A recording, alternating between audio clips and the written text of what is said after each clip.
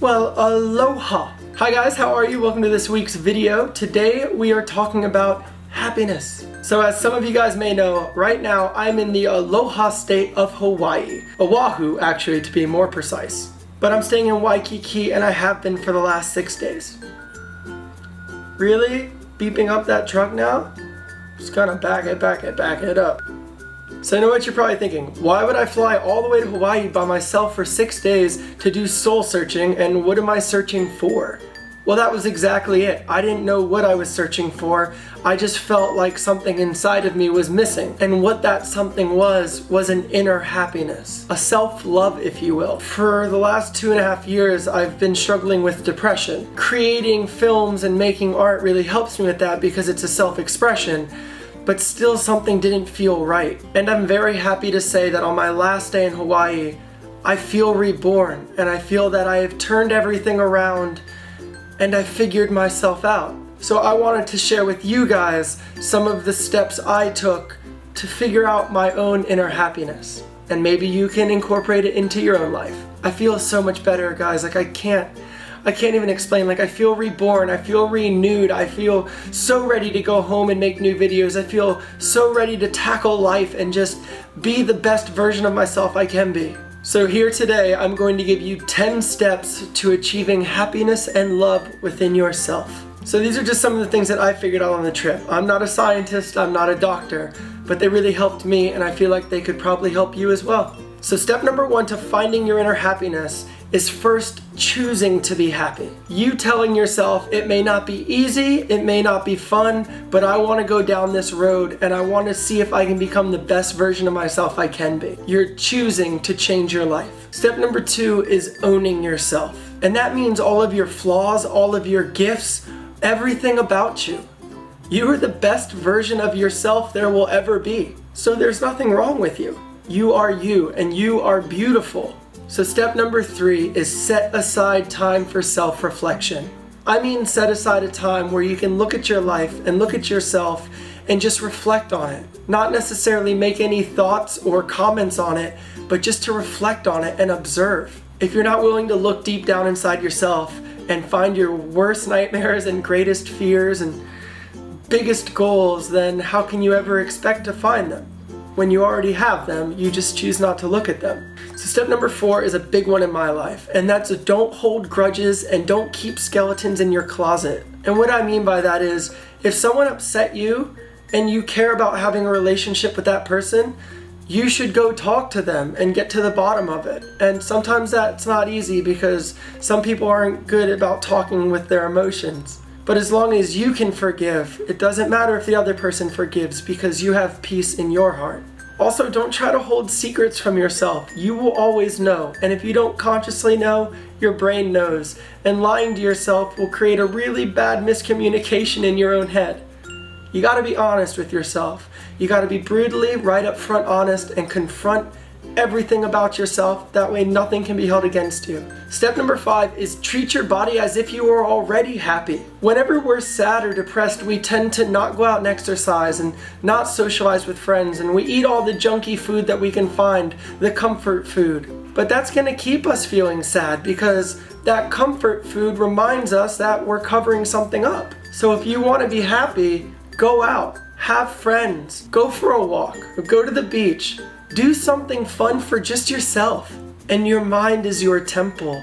If you can't disappear in your own head and search your inner thoughts, you gotta figure that out. Your mind is a temple, so don't fill it with bad thoughts of jealousy and hate. Fill it with good, positive thoughts of what you want your life to be and ways you can achieve that. Which leads me to the next step. Don't let your brain control you. You control it. And I know you're thinking, I am my brain. You're not. You are your mind. And your brain sometimes works against you. But if you understand that, and you understand that just because you're in a stressful situation doesn't mean that you need to react in a stressful way. You can trick your brain and keep it on track and control your emotions. It's not easy, and that's why this is a journey. But it's good to know these things, that way when you move forward you can try them. Sometimes we get upset with ourselves because we're like, why am I thinking about that? Stop thinking about that.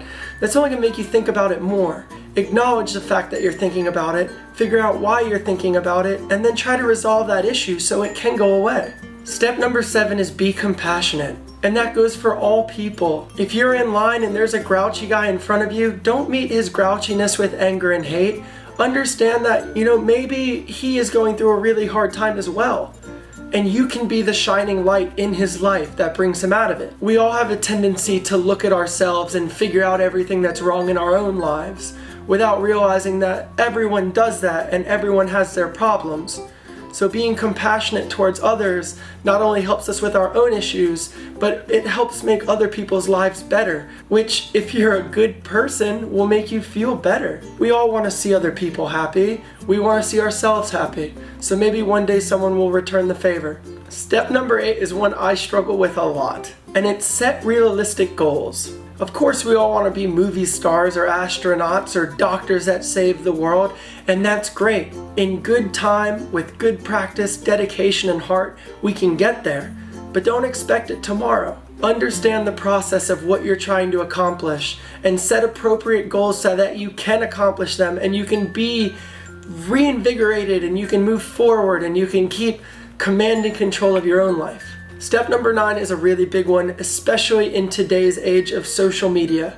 And that's, don't compare yourself to others. You are different to me just as I am different to every one of you, just as I am different to anyone in any of the rooms next to me. And that's what makes us beautiful. That's what makes us different, and that's what makes us amazing. So if you're constantly stopping to count everything else everyone else has, you're never taking any time to count the things you have, which could be just as valuable, if not more. That's why all of this is about searching inward, because all of the answers are already inside of us. Things out in the world can't give us the answers. They can help us realize them internally. But all of the beautiful stuff that goes on in life is right in here. And the last step to achieving inner happiness is, with these set of rules, live in the moment.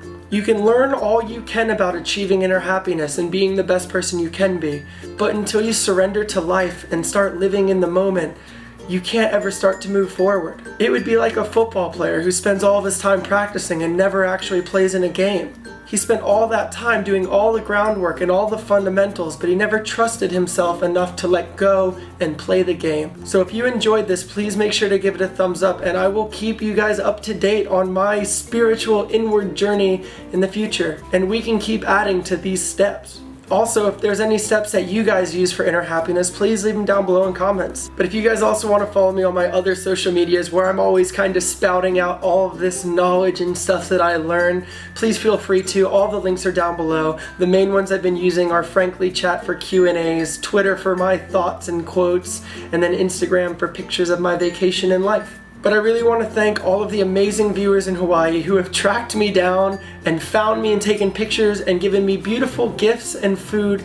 I love you guys so much. And I also want to thank all of you behind this camera right now in the internet watching this video, supporting me, whether it be in film or on my personality side. You guys help me grow every single day, and I don't know where I'd be in my life without you. You are the most beautiful shining light in my life, and I hope no one ever turns it off. So until next time, you will always have my heart. I love you guys very, very much. Talk to you soon. Bye, guys.